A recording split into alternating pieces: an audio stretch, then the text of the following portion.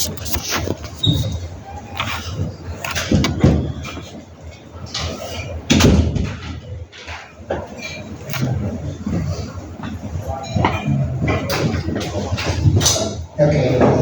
it seems that air conditioner is working, but not too strongly. So if you feel too hot, perhaps you can go to the place where it's not too crowded. Okay, okay, can you? Okay, good. Then then let's start today's class then. Today we will read a short story by Catherine Mansfield, The Garden Body. It's a very famous classic short story, and I hope you did enjoy reading the story. And you need to read the story and come here, otherwise, this coming 2 hours will be very painful. Okay, then before going into the lecture, when you read the story, or is there anything you didn't understand, or in terms of grammar and language? If you do have some problems, please feel free to share your questions.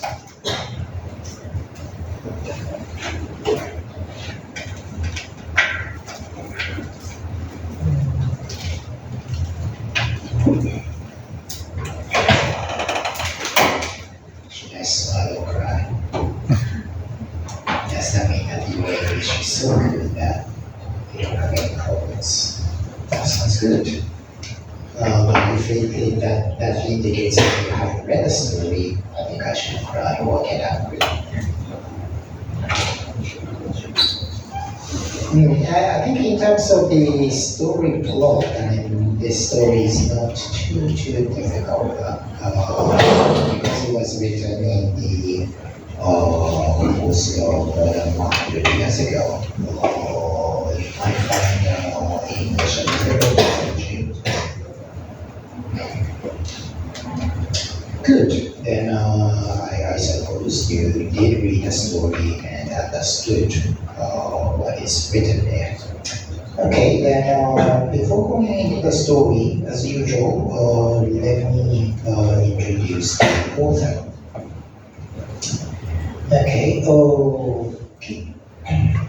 Okay, Catherine Mansfield was born in 1880 and passed away in 1923. So she was someone who was born at the end of the 19th century, spent years in the beginning of the 20th century, and unfortunately passed away rather early. And what was noticeable about Catherine, there were a couple of things that were noticeable about this author, is but one of them is her New Zealand background. She was born in Wellington, New Zealand, and her family was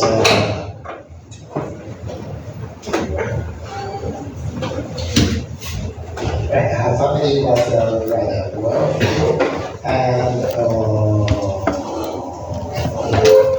father was a very well-respected businessman in New Zealand.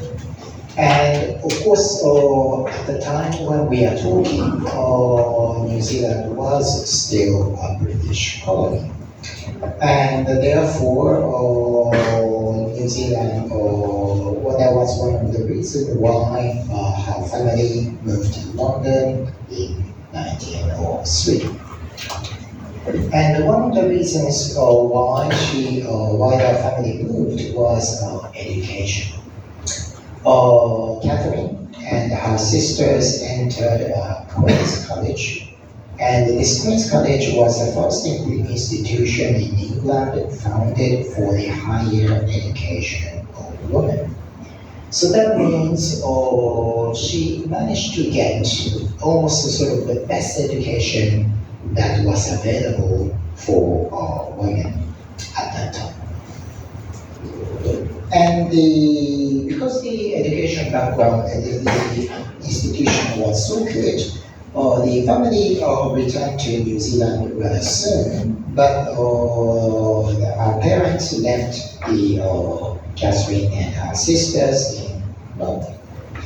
And so in the for 3 or 4 years, the Catherine and her sisters were educated in London. And this had a tremendous influence upon how she looked at the world, and particularly the New Zealand society. And in 1906, the girls were brought back, and by this time, partly influenced by the education she got, Catherine became ambitious, or she already sort of dreamed of becoming a writer, and at the same time, intolerant of the narrowness of middle class life in New Zealand. So, from someone for Catherine, these middle classes in New Zealand were too narrow-minded, and therefore, so in her viewpoint, from her viewpoint, you know, very few people were interested in literature, which she was interested in. And therefore, she became very critical of the New Zealand's middle class society. And of course, this was the big theme for today's story. And because she was already sort of completely got transformed her experience in London, she couldn't sort of bear to stay in New Zealand for long. And therefore, in 1908, just only 2 years after her return, she left again for London. But this time, this this sort of trouble was decisive, because she didn't like New Zealand society so much. She was determined not to return. And she basically stayed in Europe for the rest of her life. And another reason why she was so interested in staying in London or Europe in general was, of course, from her viewpoint, Europe was the kind of center of the modern culture, contemporary culture, whereas New Zealand was okay. If you love New Zealand, I'm sorry, I'm basically speaking for Catherine Mansfield, but from her viewpoint, New Zealand was a kind of big black country, undeveloped country where people didn't share her values and so forth. So that was also one of the reasons why she wanted so much to return to London and Europe. And therefore, once she settled down in London again, she developed intense but conflicted relationship with representative writers at that time, such as D.H. Lawrence and Virginia Woolf. So she got a sort of fellow writers who were sort of experimenting new types of writing, just like as James Joyce did in his own way. And so she was often classified as a modernist writer. And I will come back to that point later. And time went by, and now I'm talking about 1914 and 15, around that time. And of course, this was a time when Europe was in great turmoil because of the First World War. And unfortunately, her younger brother was killed in this war. And of course, she was very sad. And but this loss gave her a chance to record their childhood in New Zealand. And again, this was, I think, one of the backgrounds of today's story that we would take a closer look later. And as time went by, she was increasingly recognized as an original and experimental writer. And particularly, as I said, those writers who surrounded Catherine Mansfield were famous experimental modernist writers, and she was sort of classified as one of them. And with the publication of the short story collection, The Garden Party and Other Stories, which came out in 1922, her reputation as a master of the modern short story was firmly established. But unfortunately, by the time when this short story collection came out, she was already ill with tuberculosis. And very unfortunately, she died very young in the next year. So she just only lived, more than less than 40 years. So that's very, very short life. But as I said, her reputation as a really, really good short story writer was firmly established even while she was alive. And even now, a lot of people do enjoy her short stories.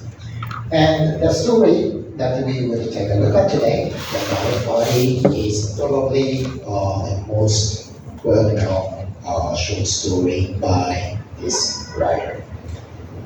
So let's take a look at the today's story.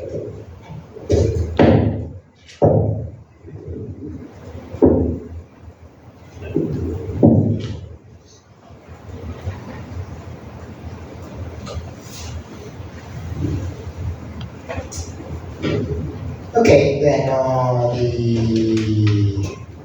let's go back to the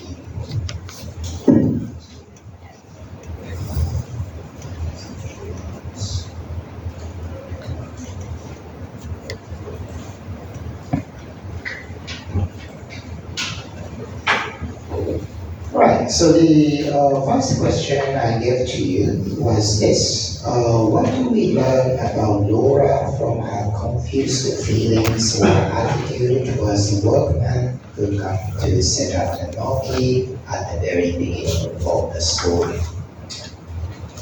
Okay, so what's your view?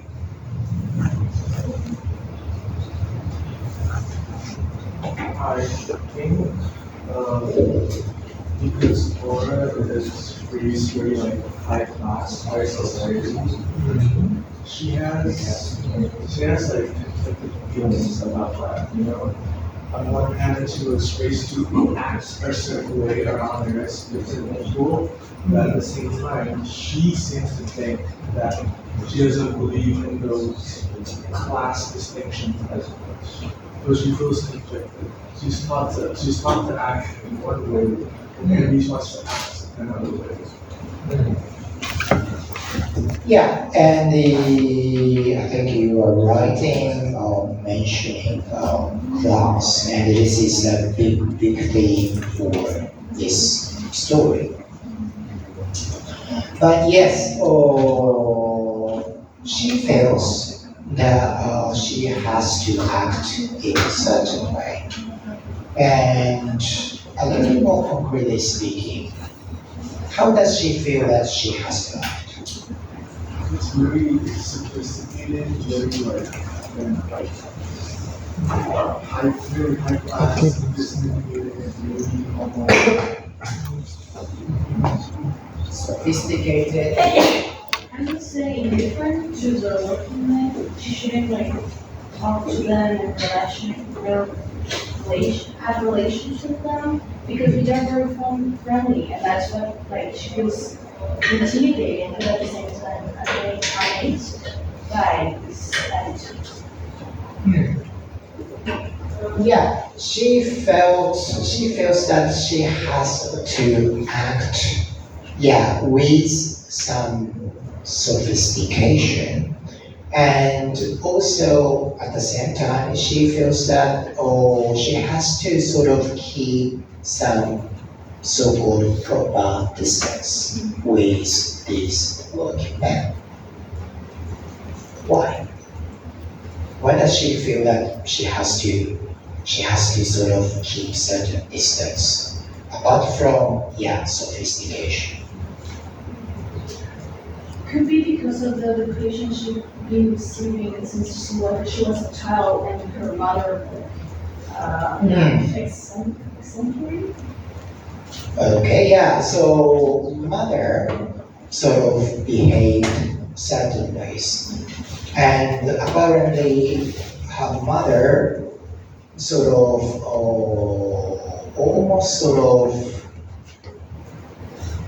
looks down upon these workers, and these workers should not be treated equally. That's how so she feels, and that's why, and yeah, that's where kind of the element of sophistication comes in. Uh, she feels that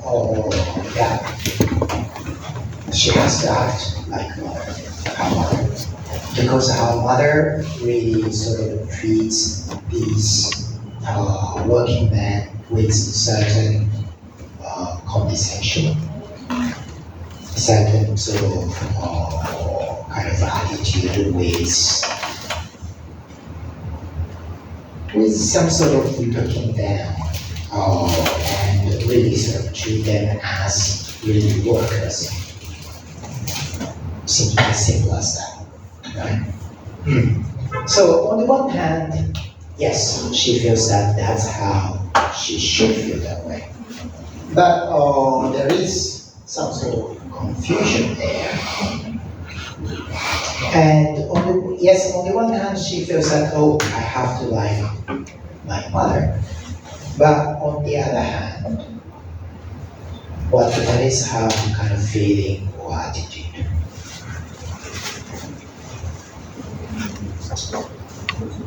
Anyone? I think she doesn't care as much about class distinction. I think she says that like she might actually prefer to be judged as like the way that instead of like people in her circle. She thinks like maybe they're more fun, like she feels like they're like less fussed off, you know. So she doesn't care as much about like the distinctions. Yeah, but on the other hand, she feels that somehow it is kind of ridiculous to behave just like her mother does. Why does she feel that it's sort of ridiculous to act like her mother? She still has feelings for others. Like feelings as in sympathy. Okay, could you explain a bit more? I mean, she cares. It seems like she cares about the worker more than the party in general. But after talking to her mom and her sister, they both disagree with her, and she shook off that feeling and just continued with the party. So she basically did care until her, like her family members, like, kind of brainwashed her off of it. Okay, the last part that you mentioned, brainwashing, sounds kind of very interesting phrase. Yeah, because this, of course, Laura lives with her family, and by living with her family, she consciously or unconsciously inherits sort of family values and the ways in which the family members behave. But and that's why initially she feels that she has to act like her mother. But once sort of she has some conversation with these workers, what happens to her?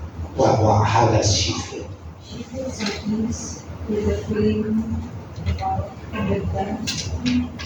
And she feels like we shouldn't continue with the party because like it makes her feel really uncomfortable because someone has the way close. Okay, that's the point. I didn't go too far. I'm still stick to the very opening of the story. She through the kind of interactions with these workers, how does she feel?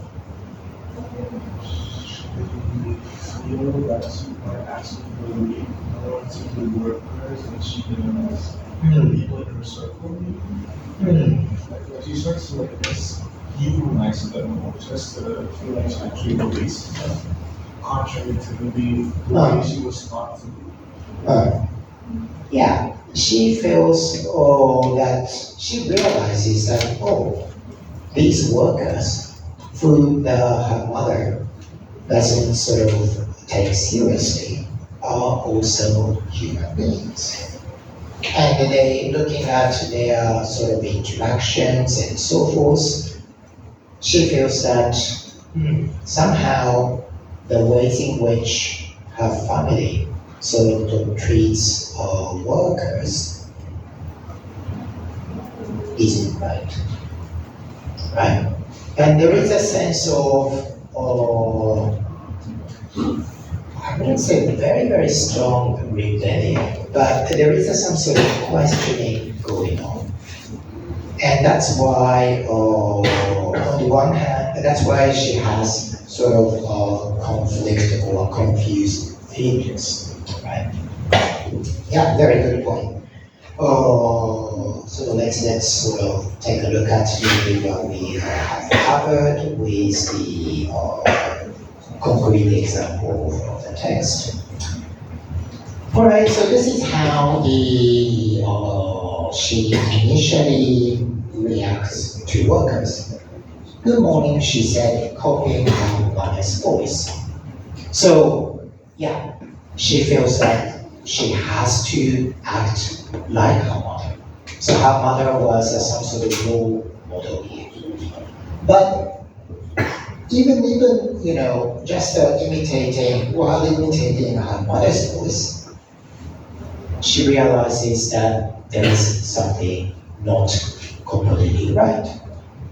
But that sounded so fearfully affected that she was ashamed.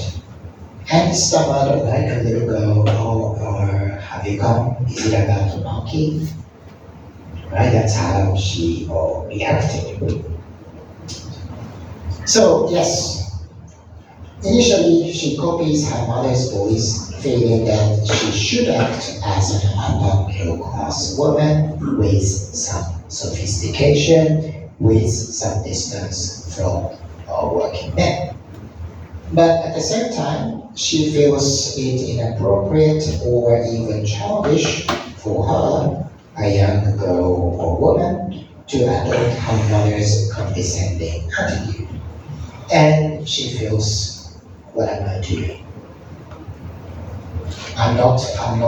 Somehow it is not right to just imitate her mother and take a sort of looking down attitude towards these working men. Right? So that's a good point. And if we look at text a little bit further,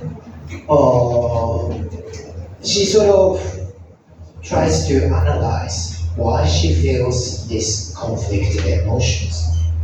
And she feels it's all her fault, how she it's all the fault she decided of these absurd class distinctions. Okay, and yes, class is a very, very big keyword for this story.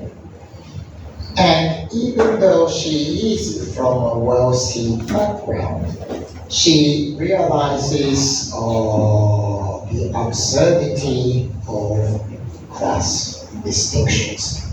And that's why she cannot act like her mother. And later in the story, her kind of attitude or reaction is completely different from how her sister or her mother act. Okay.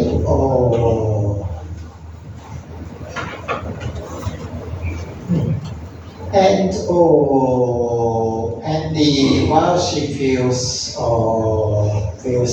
absurdity of class distinction, these men started to build the monkey. And now there came the some sound, someone whistled, someone sang out, "Are you right there, matey?" Matey. The friendliness of it, just to prove how happy she was, just to show the total fellow how at home she felt and how she despised the stupid conventions. Laura took a big bite of her bread and butter as she stared at the little drawing. She felt just like a worker. So, yes, she somewhat sort of thinks highly of certain dimensions of working class culture and that kind of friendliness that these workers show somehow seems more attractive to her than how people of her class react to each other. And Laura took a big bite of her bread and butter, so she just ate. And of course, this is not sophisticated at all. A young girl eating in front of men. Yeah, we are talking about the early 20th century, so this is not respectable at all. And therefore, this is almost a sort of small kind of crossing that class boundaries. So she imaginarily identifies herself as a worker, a kind of girl from the working class. So she feels that, oh, I don't want to be confined by these middle class values and or upper middle class values or kind of how the kind of looks according to which she should behave. Oh, I don't care. And so she behaves as if she were a worker. But then, as soon as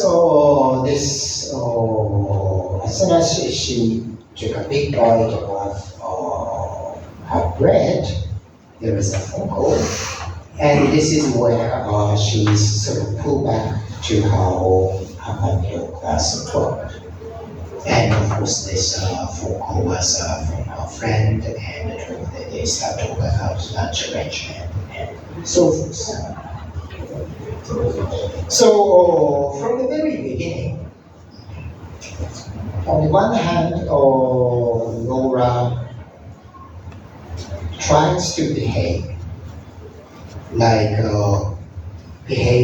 as appropriately as a woman of her class does. But on the other hand, she feels that there is something wrong. She feels that class distinctions are absurd. Right, so she already starts to feel critical about how sort of class norms affect or how class norms encourage her to behave in certain ways. Alright? Okay, then let's move on let's move on to question two. And the question two was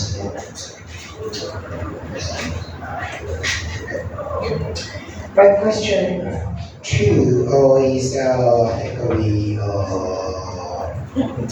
question two was this: how are Laura's souls conflicted when she discovers that her mother and sister don't agree with her about the accident? What do these conflicts tell us about Laura? Okay, so the family the family members are preparing for the party, and they are excited, they are nervous, and so forth. And while the preparation is going on, they hear the news about the accidental death of one worker who lives who lives in their neighborhood. And as to sort of recall your memory,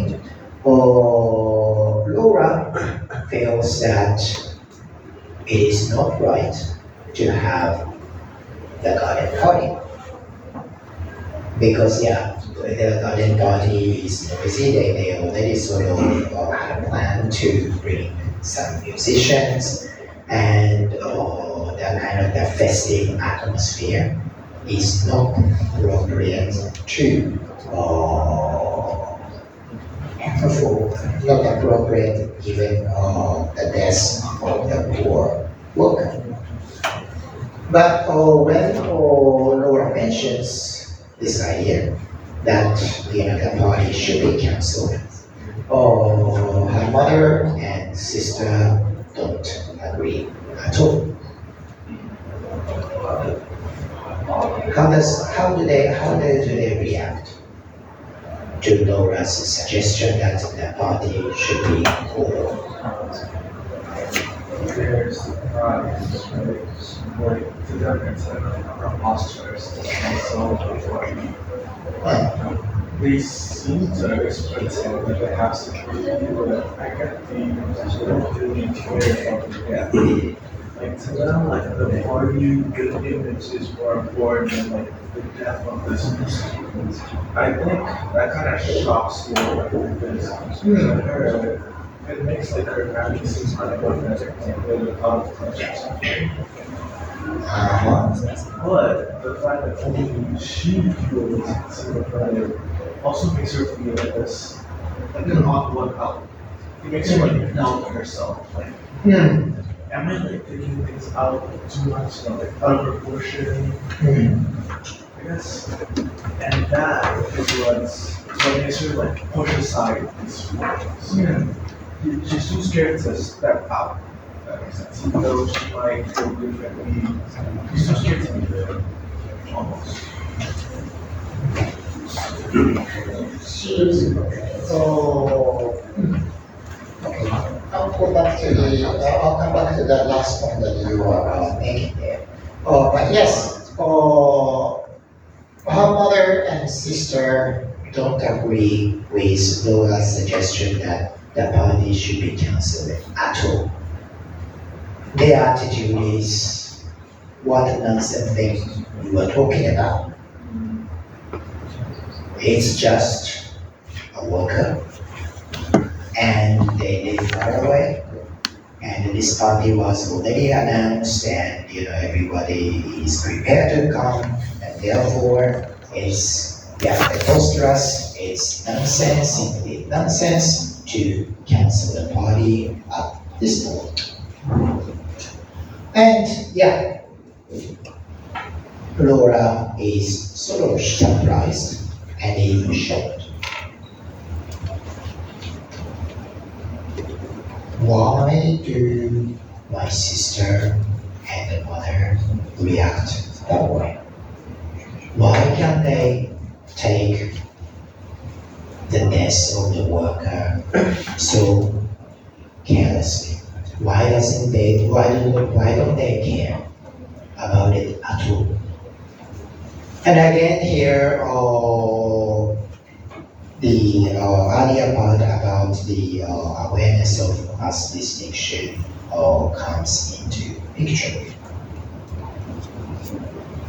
She feels that the family members are caught up by the culture too much, and she feels that somehow there is wrong about the ways in which her mother and sister react. But as you said, because she's the only one who behaves that way, she sort of starts to doubt about her own judgment.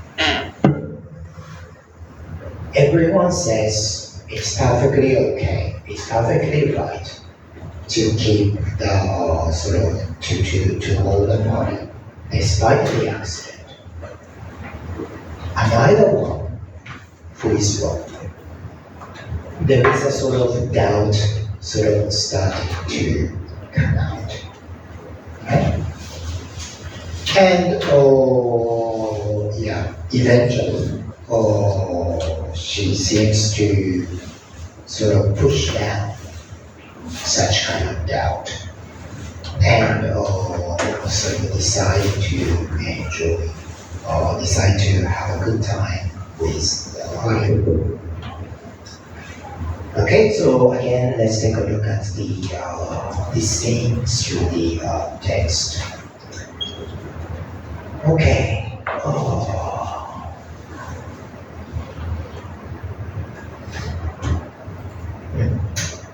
So this is how Laura reacts when she first hears about the accident. But listen, mother, said Laura. Restless, half choking, she told a dreadful story. Of course we can't have our party, can we? She pleaded. The band and everybody arriving, they're here as mother, they are nearly neighbors. But to Laura's astonishment, her mother behaved just like Joe's. It was harder to bear because she seemed amused. She refused to take Laura seriously. And of course, this she refers to Laura's mother. So Laura is aware of the inappropriateness of holding the garden party. They are nearly neighbors. And because this neighbor is hit by this tragic accident, we shouldn't sort of disturb the land and the kind of festive atmosphere of this gathering. That's not right in front of his desk. And this is how she feels. And therefore, she is astonished and even probably shocked by her mother's response. Her mother almost seems amused. What a kind of funny thing you are talking about. Right? She seems amused. So, her mother, she's described as a representative of her class, just simply keeps on focusing on the party. and ignoring how the working class family might feel. And in this scene, by looking at the when Laura sees the mother's initial reaction, the gap between Laura and her family, which the first opening scene depicts, seems to be growing. Alright, at the very beginning, as we saw in the earlier question, she seems to sort of doubt about class distinction, which other members do not, or do not. The other members seem to take for granted.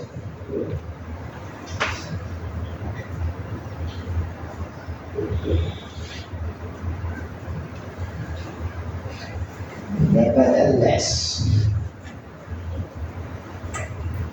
this is how sort of she reacts or how she deals with her sort of emotional turmoil.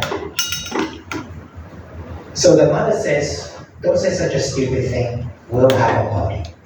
And she puts one hat on her head.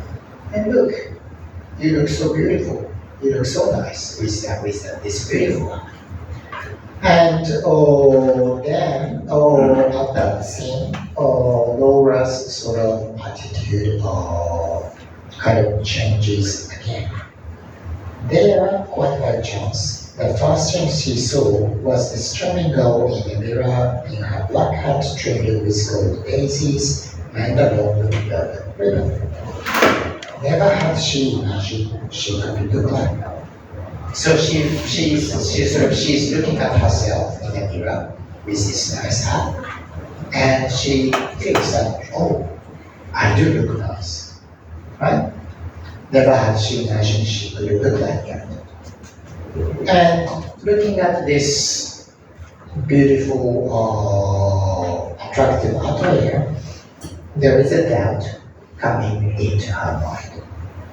Is mother right? She thought. And now she hoped her mother was right. Am I being extravagant? Perhaps he was extravagant.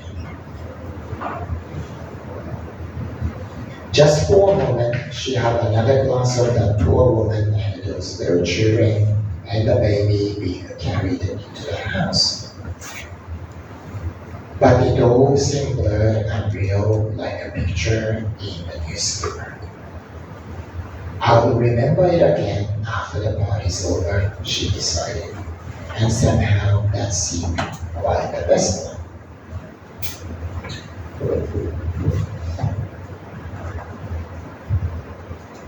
Why do you think that she hoped her mother was right?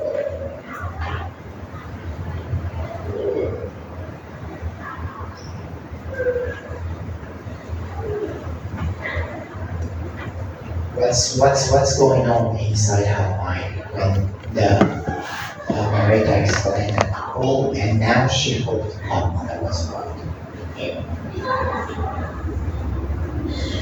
Why does she feel that way?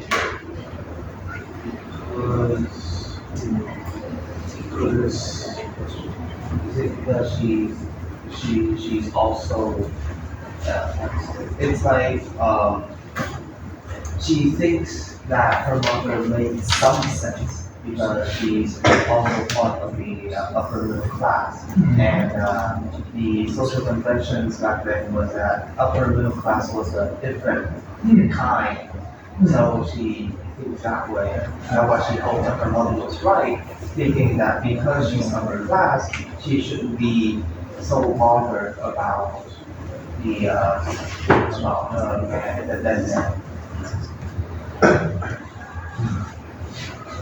But why then she hoped her mother was right? because she was doubting herself. Yeah, she was doubting herself and she hoped, she sort of desperately wished to believe that, her mother was right. Why is this hope coming in? Here's this. Here's a once the grandmother is like awful going backwards. So she hopes that her mother is right because if she isn't right, then she has to risk contend the fact that her mother maybe sucks as a person. So Okay, yeah. If she sort of starts doubting her mother, that will be the crisis of the family. Yeah, that's true.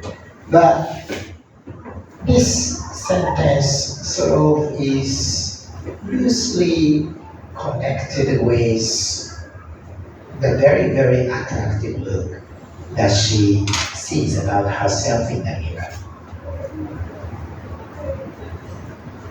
And if that's the case, why she hoped? I think it's a way of, when she sees herself with the nice hat and she connects more with like her upper class roots. It's in that moment where she actually enjoys her identity of being upper class. And so she hopes that her mother is right because then she can enjoy like the party and living lavishly and looking nice and everything without the guilt of like everything else and the accident. Yeah. She really, part of her really wants to have a good time, right? And and in order to have a good time, yes, she has to deal with a kind of sneaking sense of guilt. And yeah, guilt is probably a very, very good time here. So despite her doubt about the rightness of holding a party, keeping to the original plan, part of her, really wants to have a good time with the party, with this really nice dress and nice hat. And therefore, she almost sort of pushes away her doubt, right? She cannot completely get away from her doubt. And that's why she sort of imagines how the believed family would react even now. The poor woman and those little children and the dead body being carried into the house. So she's not completely free from a kind of a sense of guilt or a sense of doubt. But at the same time, she's from a background and she wants to have a good time. And therefore, she says, okay, I wouldn't sort of lose the sight of these poor people, but I would just set it aside for a while and just I would enjoy the party. And once the party is over, I will come back to the party. And that's how she decides to deal with her conflicted emotions. Good. All right, thank you very much for those who contribute to the discussion. So now time has run, so let's take a break here and we will continue.